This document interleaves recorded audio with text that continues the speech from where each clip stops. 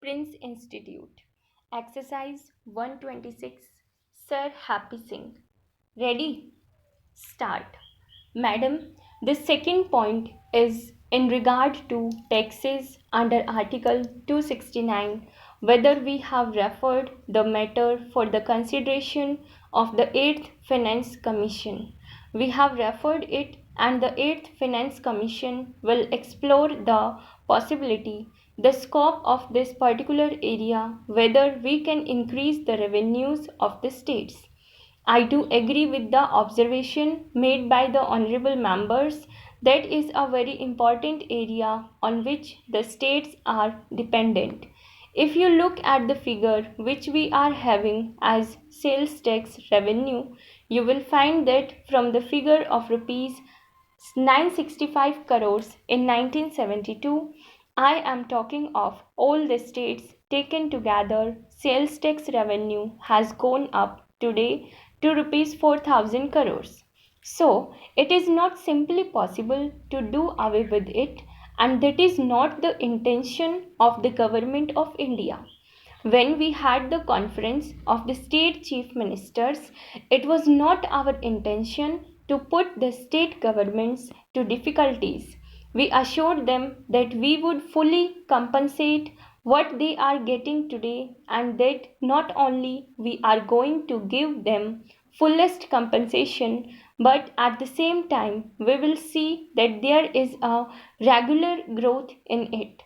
Simply, it is not merely the monetary consideration. After all, the state governments thought that this is an area in which they are the masters, and why should they like to part with that power? But on the other hand, those who are strongly advocating abolition of sales tax have a point, because it is so much misused. There is so much evasion, avoidance, and irritation.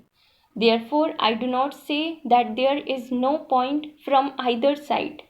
The committee, which is working under the chairmanship of Pandit Kamlapati Tripathi, is not to abolish sales tax. It is to bring five other specific items which are agreed upon at the State Chief Ministers Conference within the purview of additional excise. Therefore, that committee is not looking into the abolition of sales tax. We provided various alternative suggestions to the state chief ministers that instead of the present sales tax structure, we can have some type of additional excise duty or some other type of duty which will protect the state's interests, would ensure the present revenues, and would take care of prospective growth, but at the same time would be less irritant, less cumbersome, and less tortuous. And we have not yet been able to convince the state governments till now. The original proposal was on the entire structure, but when they did not agree thereafter, it was decided that at least these five items of importance should be brought within the purview of the additional excise duty in lieu of the sales tax. This is the position. But I do feel that a stage has been reached when we shall have to say thus far and no further. It is true, this is an area of concern.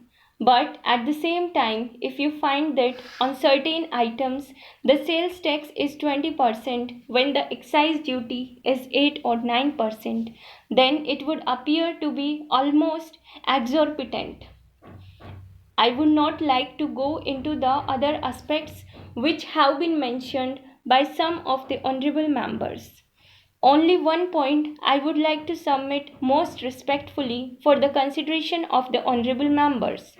I have not stopped after taking the responsibility of rupees 1700 crores on my own hand, and I know all the honorable members would catch hold of me when I present the next year's budget and say why your deficit has gone up so much. I projected my deficit at rupees 1365 crores, but by one stroke of pen, by taking the responsibility of the state governments, it has increased by more than rupees 1700 crores. I have worked out the overdrafts which stood on 31st March 1982 and I discussed with the chief ministers.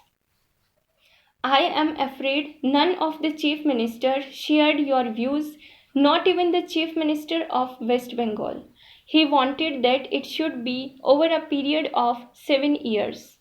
Moratorium should be for a period of 7 years. I have given a period of 7 years. What would have been their fear?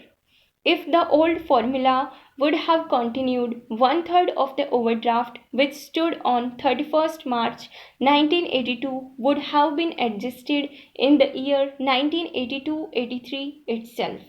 Instead of that, he is not to pay anything in this year also, and he is not to pay anything in the coming year. The first installment falls due in the year 1984-85 only, and subsequently for 5 years repayments of overdrafts can be made by the state governments. In case any state government fails to make payment because of compelling reasons, waiver of the overdue amount can be considered on case to case basis.